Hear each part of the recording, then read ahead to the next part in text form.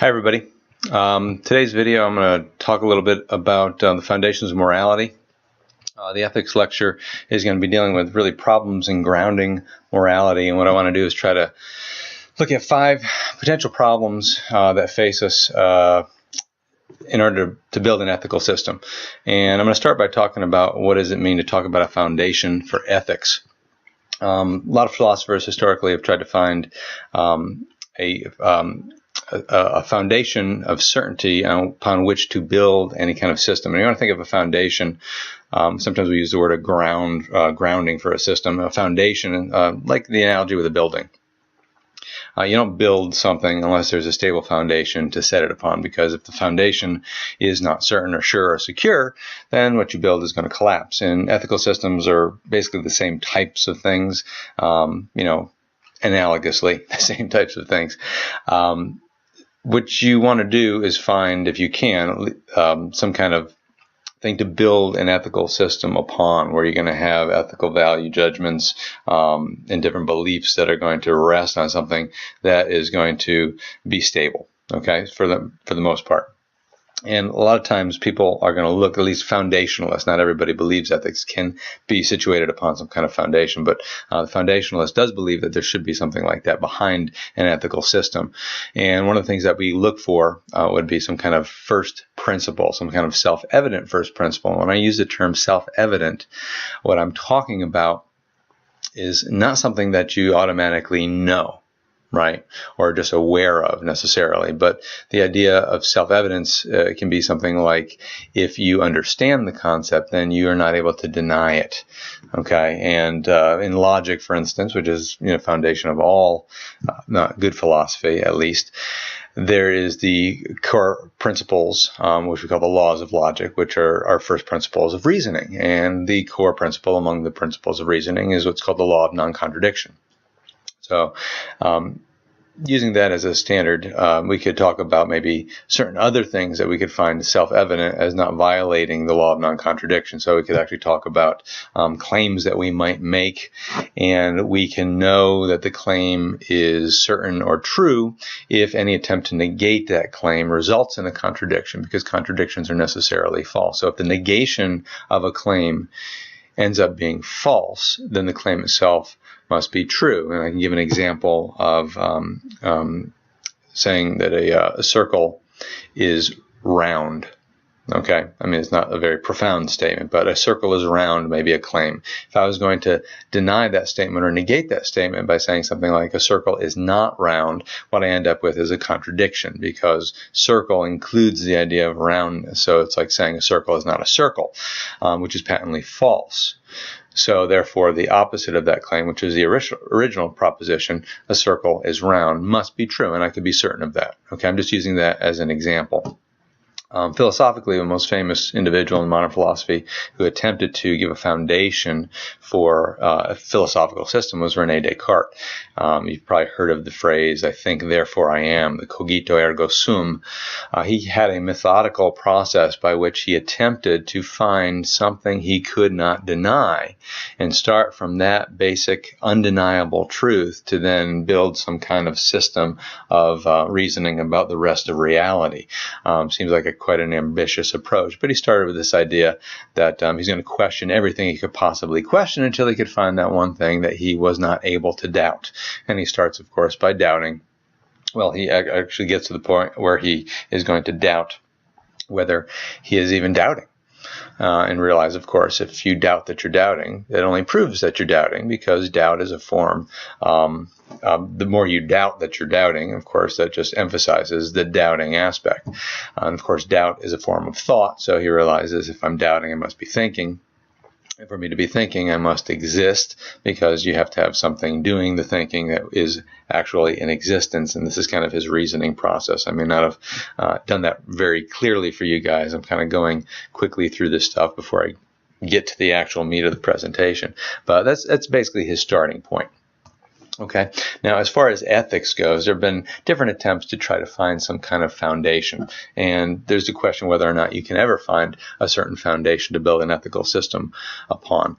I'm just going to introduce this one concept of intuitionalism. G.E. Moore basically starts with this idea that you are going to have certain moral principles that are just self-evident, that they don't need an analysis, they don't need any kind of justification or even an explanation. And if we have those things, then we can use those as a foundation for an ethical system. Now, whether that's a good start is, I think, questionable personally. But what he talks about, this intuition, this sense of, what is good, because good itself is a very difficult term to define, as you'll see as we go through the rest of the semester. And we'll look at some of the problems with trying to define it today when we get into what's called the fact-value distinction, or particularly the naturalistic fallacy. So we'll come to that in a little bit. But more basically claims that the good is what we might call a non-natural property that can be pointed to, but it can't really be analyzed or defined, right? So if you think about defining something, what you're doing in defining it is breaking it down into its component parts. So if I was, again, going to use an example of a triangle, try to define what a triangle is, I would talk about it having three sides. I would talk about it being a geometric figure. I might talk about it having, an internal, the angles internally will add up to 180 degrees and whatnot. Okay. That's how I can, again, conceptualize what it means to be a triangle. I can do the same thing when I'm talking about human beings, right? What is a human being, or a person, or a man, or however you want to say it? You talk about it being, well, human being is an animal. Human being is also a mammal, right? A certain section of the animal community. And you may start to add individual distinguishing features that may be common to humans and not common of other mammals, right? So maybe rationality and various things, the ability to do math, or et cetera, et cetera, et cetera. Okay, so we break it down. When we talk about something being simple, we mean it can't be broken down any further. And a good example, as you'll see in the PowerPoint, would be something like a color. So if we talked about the color yellow, if I was going to define that to somebody, I really wouldn't be able to. You can imagine trying to explain yellow to a blind person. I'm not going to be able to break it down. The only thing I can do is point to something and say, that's it. All right. So that's the idea of some kind of simple characteristic. And he's saying the good is like that. I can't define what it is exactly. I can point to it, but that's about as far as I can go. Now the question, because again, we're talking about problems in trying to ground morality. Intuitionalism aside, whether that's a good start, like I said, is questionable. I want to get to other problems. And the question that we're going to look at right now is there some fact about the natural world, human nature, or human desires that can serve as a solid foundation for a moral system and can direct one as to what we should strive to be, or strive to achieve, strive to do, and kind of set our goals. So is there something like that out there? Is there some fact about the way the world is that we could begin with? Okay. Now this, I think, can be problematic. So the first problem that I want to discuss among the five, and I'm going to do, I think, 2 of them in this presentation, and then I'm going to do the others in a separate presentation. I've got them broken down by PowerPoint for you guys. But the first problem is called the fact-value distinction. This is, I would say, a pretty difficult problem to deal with. Depending again on your philosophical background, but most modern ethicists realize that there is a distinction between what we call facts and values. As you see on the screen, there is also this distinction between what we say is and ought. So when we talk about fact, value, is, ought problem, we're basically saying facts, we're going to group those with the term is, okay? Things that just are, okay, about the reality. When we talk about values, we're talking about how things ought to be. And the idea here is those two things don't really go together, and that you can't derive an ought from an is. You can't derive a value from a fact. And this goes back to some of the writings that we find in David Hume. Very influential philosopher, one of the most sharp minds in the modern philosophical era. And he brought up a lot of things that we're still dealing with as ethicists.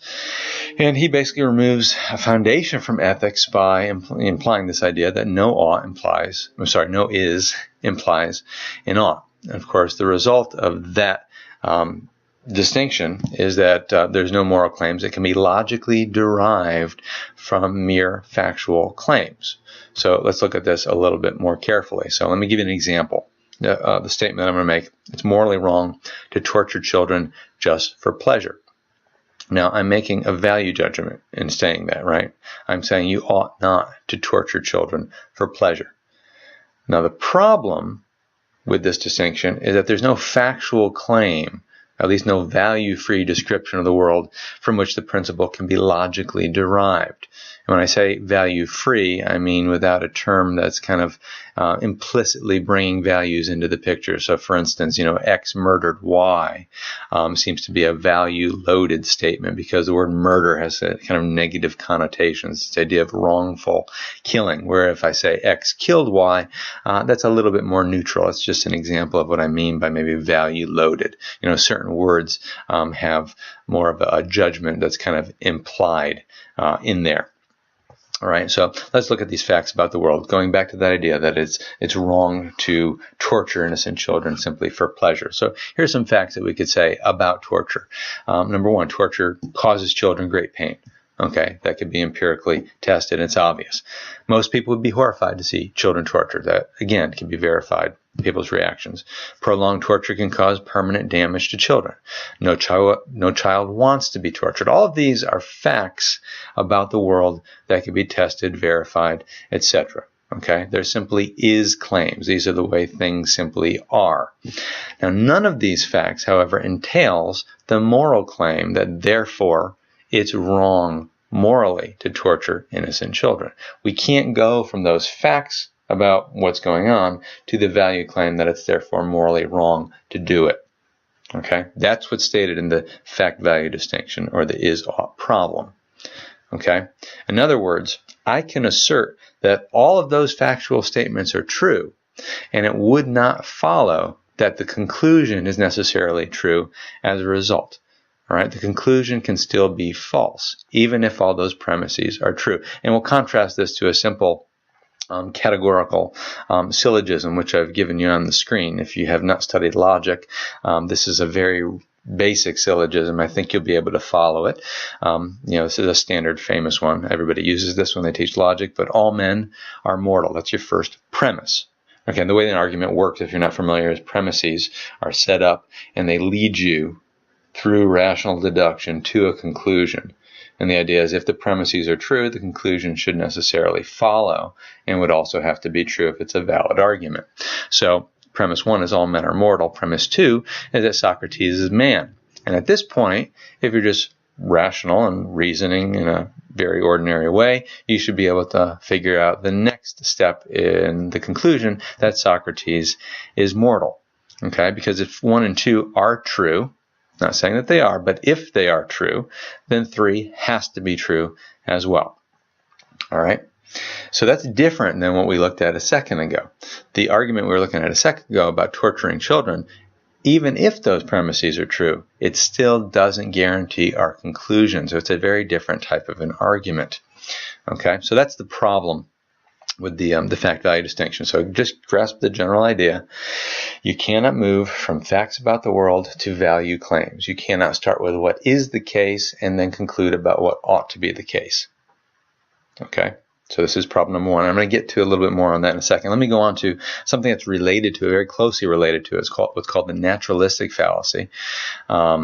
Now, the naturalistic fallacy is subtly different, but you're going to see some overlap. And I'm not going to, talk about exactly where these two things differ, but I do want you to try to grasp what we're saying with the naturalistic fallacy.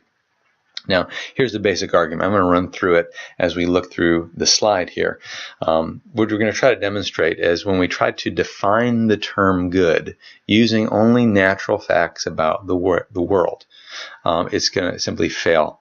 Okay, you cannot define good using natural facts about the world. Now, here's some examples of systems that have tried to define the word good according to certain natural facts or criteria. So hedonism, for instance, which we're going to study later this semester, defines the good as what is pleasurable. In other words, good means pleasurable. Okay, those two terms would be interchangeable on this line. Utilitarianism, which we're going to study after we do hedonism later, is going to define good as, something that guarantees the greatest happiness for the greatest number of people. Rousseau would define good as whatever the majority says is good, kind of a conventional cultural type of a definition. Plato might define good, not might, but does define good as whatever best imitates the forms. Darwinian thought might decide that good is whatever promotes survival of the species or things like that. So we're all trying to define good in a different way. Now, follow along. All naturalistic definitions of the good can be formulated in this way. X is good means that X has property P, a certain property. Okay, so X is good means that X has this property. Now, we could use two questions now to analyze this naturalistic kind of definition. The first question is, X has P, but does X have P? Now, that may sound like a weird question, and it should. Let me get back to that in a second. The second question is, X has property P, but is X good? Now, already that question may sound not as bizarre as the first question. There's a reason for that. Okay, because when we ask question number one, it actually ends up sounding kind of nonsensical, right? You can't assert that X has a property and then ask whether or not it has that property. Well, we just said it has that property. Okay, so it seems foolish to say, does it really? Okay. So again, I'll just use the example now of putting in the property. Torture gives the sadist pleasure.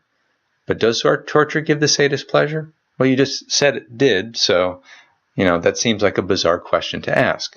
All right, so far, hopefully you're with me. The second question would make sense, though. All right, torture gives the sadist pleasure, but is torture good? All right, it seems like we're asking a different question at the end after we make that claim. Okay, step 3 here is if good were really defined by some kind of natural property P, then the two questions should actually be the same exact question, right? Because all you'd be doing is replacing have property P with the word good, okay? And those two things should be equivalent. They should be the same. Now, of course, question 2, when you read it, is not identical to question 1. One is nonsensical and one makes perfect sense. If there is some kind of substantial difference between the two questions, then they can't be the same question. Therefore, good is not really defined in terms of a natural property. Okay, that's the idea of the naturalistic fallacy. And again, think of it as replacing has property, whatever, P, with the word good. Okay? And if you end up with a different question, then of course the concept's a different concept. Because if good meant has property P, then those two questions would be exactly the same. All right. Now that's an argument about defining the word good. It's an argument about definition. It's not arguing that you cannot use the word good to describe natural things, right? So I could still say pleasure is good, or happiness is good, or survival is good. Okay. What I'm not saying is pleasure is the same as good, and that those two words mean the same thing and can be interchangeable. They can't. Okay. The argument does attempt, again, to define good with those properties. It's always possible to ask, is X good? Like when we ask the question of pleasure, right? Is this pleasure good? Well, possibly yes, possibly no. Sometimes certain pleasures we would say are good. And you could probably think of things that are pleasurable that you may say are bad. Maybe drugs. You could imagine heroin would probably be fairly pleasurable. But is it a good thing? Most people would probably say, no, it's not a good thing.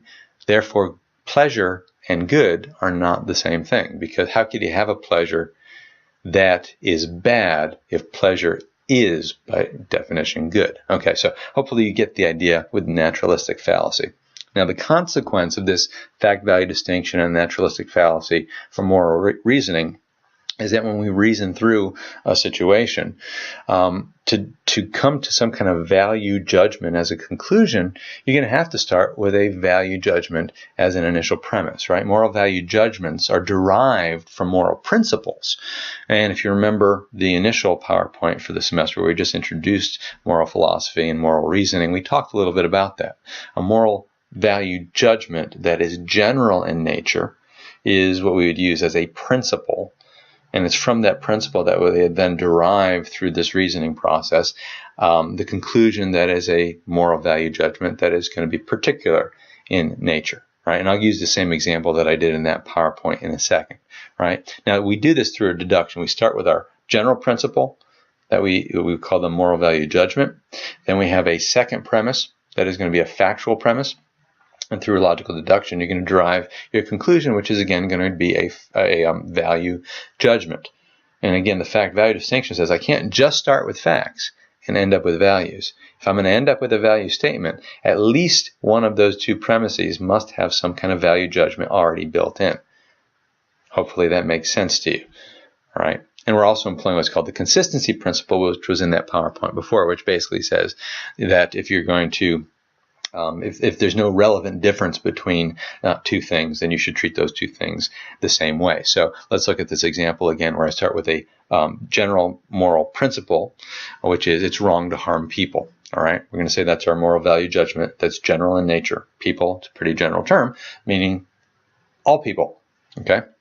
The minor premise is Terence is a person. All right. So if I have the idea that it's wrong to harm people, and I have Terence is people, my conclusion is it would be wrong to harm Terence. Okay, and that would be my moral value judgment. But I can't just go, right, from the claim, the factual claim that Terence is a person, therefore it's wrong to harm him. I can't move from one to the other. I need to start with that other premise that said it's wrong to harm people in general before I can get there. Hopefully that makes sense. Of course, there's still a little bit of a problem. Right? This is a valid argument. The problem is going to be at the bottom of this slide here. Actually, let me just give some of the other examples since it's on the screen, and I don't want to skip over anything that I might regret later. But naturalistic fallacy, look at these examples, right? Number one.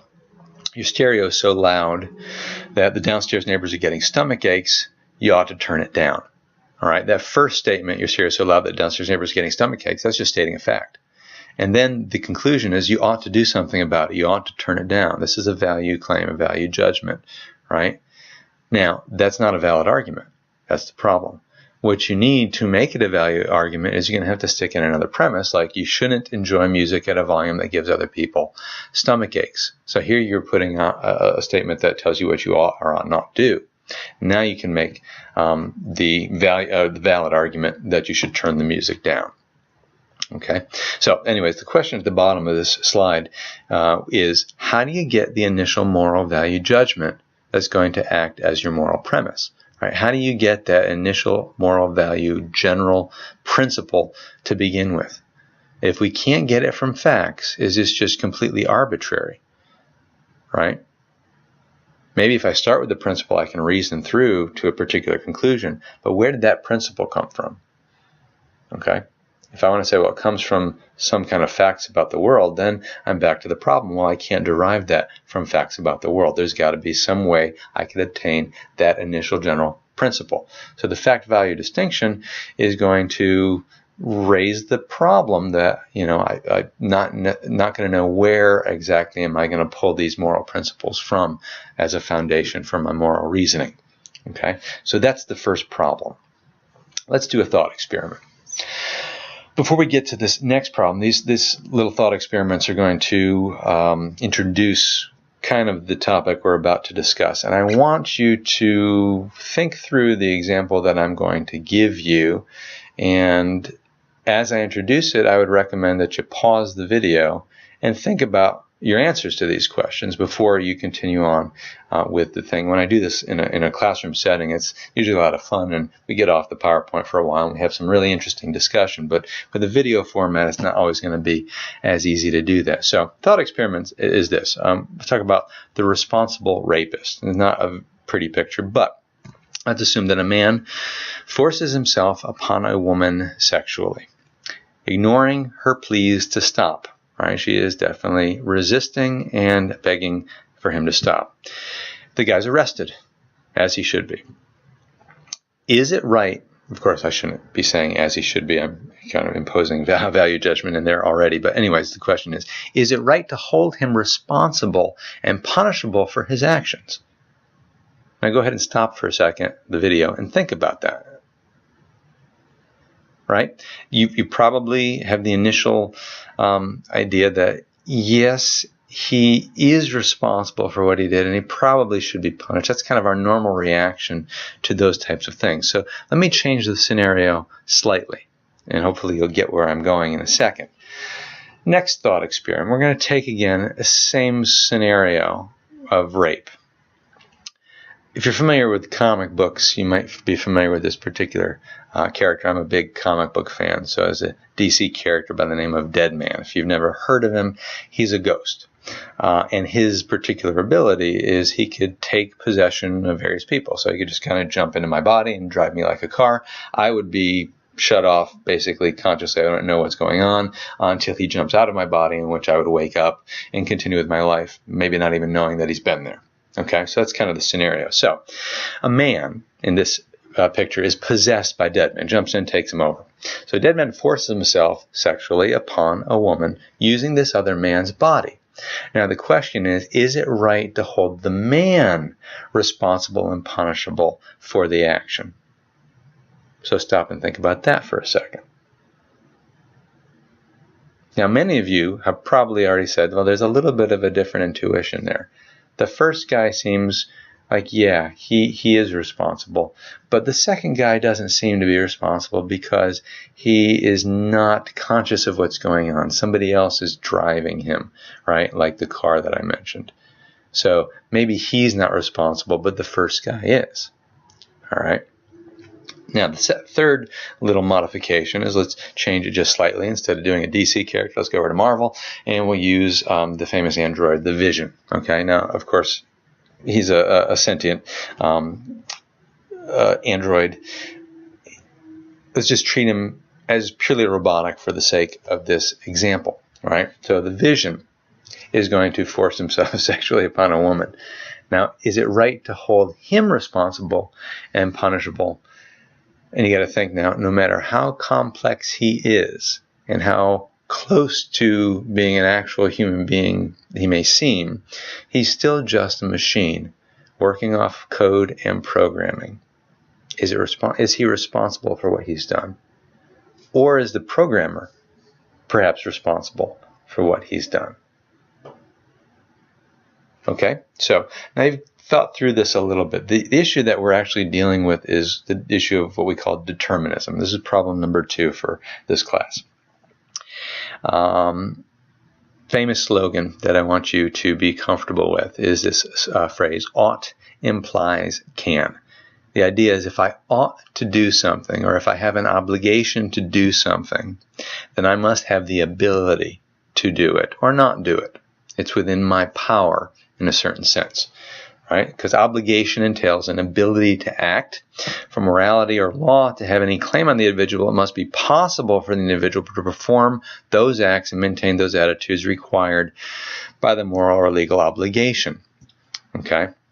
Would it make sense to say that somebody ought to do acts if they couldn't possibly do it? And I use the example here of, the idea that if you love your son, then you're going to fly up into the tree and retrieve the kite that got stuck up in the branches.